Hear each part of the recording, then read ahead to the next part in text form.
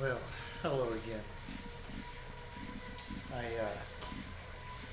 been making a lot of videos today, I guess, for some reason, and I just wanted to make a bike video, and kind of wanted it to be a little bit different.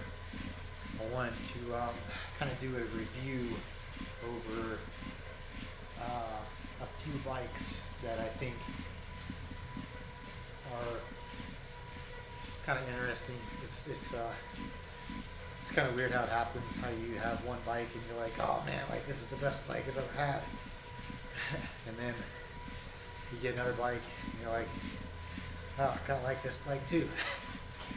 And surprisingly, the one that I thought I would like the least that I had forever is actually the one that I'm on now. That is my favorite bike that I've had to this date. So kind of weird, but regardless, I wanted to kind of go over the differences between my first one, my second one, and even my third and fourth. And they're all very similar. They're all very stiff, more of a crit race type frame.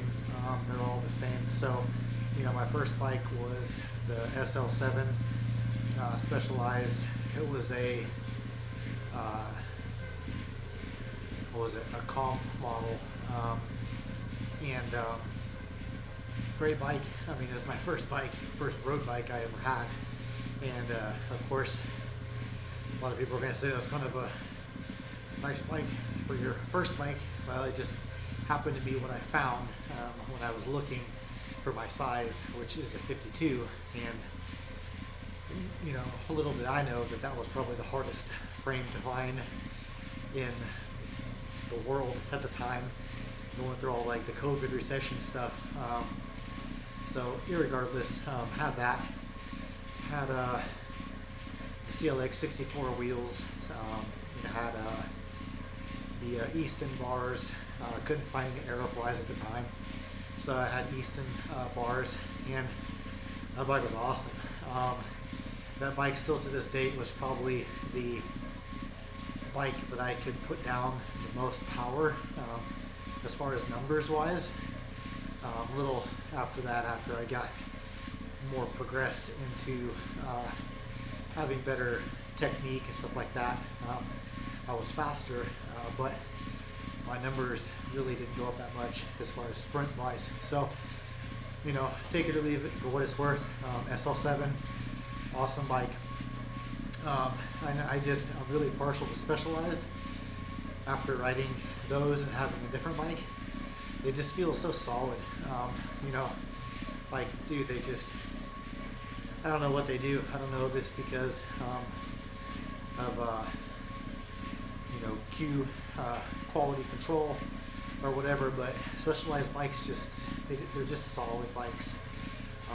There's nothing else I can say about that. So after the SL7, I got a Factor Ostro VAM, and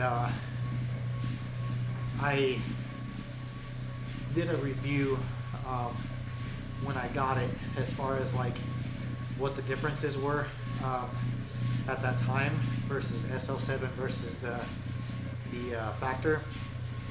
And at the time I really liked it. I really liked riding it. I probably should have been set up on the bike a little bit different. I think at this time, looking back on it, I should have got a longer reach on the integrated bar and stem combination. But at that time when we got them, they were also still really new, coming out, and there was a lot of options you couldn't get, stuff like that. So from the SL7 to the Factor, the frame itself felt really good. The one thing I didn't like is it didn't make noise inside. The cables would hit the inside of the frame when you turn the bars, and it would make a thud sound, pretty loud, but it's obviously not affecting performance, just something that I noticed But the one thing for myself that I do not like about the Factors is the fact that the wheelbase is extremely short. So it makes for a good bike that's really aggressive, really dives into the corners. It's a very aggressive bike for racing, but for my expertise in sprinting or my setup, I didn't like it as much for that because of the short wheelbase and the bars and your grip being past the front axle. So if you're to look down and you're looking at your bars and you're in your drops like this and you look down, your bars are actually past the front axle. And I'm looking at mine right now on this Sprint, and it looks like my bars are like several inches behind the front axle from here, from what I'm looking at. And what that means in general is that when I stand up to sprint and I get up over the bars and I'm literally digging down, the problem with the front end being like that and you being over the front axle or past the front axle, anything you do, it's really like everything is super exaggerated and you're just very like on edge if you hit anything when you're sprinting and you're over the front and you're trying to control the wheel, you're trying to control your sprint, you're over the front axle. And I just saw it as later on down the line it would probably be a problem for me because it's just really hard to control when you're in that position. And like coming out of a turn and you're like standing up, putting down as much power as you can. The last thing you want to worry about is like, is my front wheel gonna fucking wipe out from when you're going balls deep into a sprint. So that's where I was at on that one. A little after that, I had that bike for several months. Raced it a lot. Had a lot of miles on it here in Tulsa. And then I got this wild hair up my ass that I wanted to get avenged. And I had always wanted one, just because I just thought it was a cool bike. I just liked the way it looked. I had never ridden one, so I could only go off of what people were saying at the time. Obviously, it's an older bike. The frame that I do have now is a 2017 model. I think 17, 19. I don't remember now, but the frame that I have now is the Venge. I believe it's a 19. It's the purple flake. I'm sure a lot of people have seen it, obviously, watching some of the stuff on my Instagram. But that bike is very stiff. It's very stiff. It's very rough. It's extremely rough over bumps, over potholes. It exaggerates everything that you feel on the road, but it is fast. It is very fast. It's fast downhill. It's fast enough climbing hills. Whatever you want to do, you can do it. It is a totally different breed, I would say. It is the exact same geometry, actually, as the SL7, as far as length. Everything is the same, head tube angle. All that stuff is the exact same as an SL7. So if you had a Venge and you went to an SL7, then you probably understand that it's set up exactly the same. I personally would probably have my seat set up a little bit different if I went back to riding it, which right now it's just sitting there hanging on my door. It's not really doing anything. Took the wheels off and have them on this bike. So a couple months after having the Venge, I got another wild hair at my ass and I wanted to try something different again, and I had my Sprint. So I have a LA Sprint, which is what I'm on right now, currently on my trainer, and I set it up myself, I didn't get a bike fit on this one. I just kind of wanted to do it all just by feel. And I'll be honest that this bike has totally changed my outlook on all the other bikes.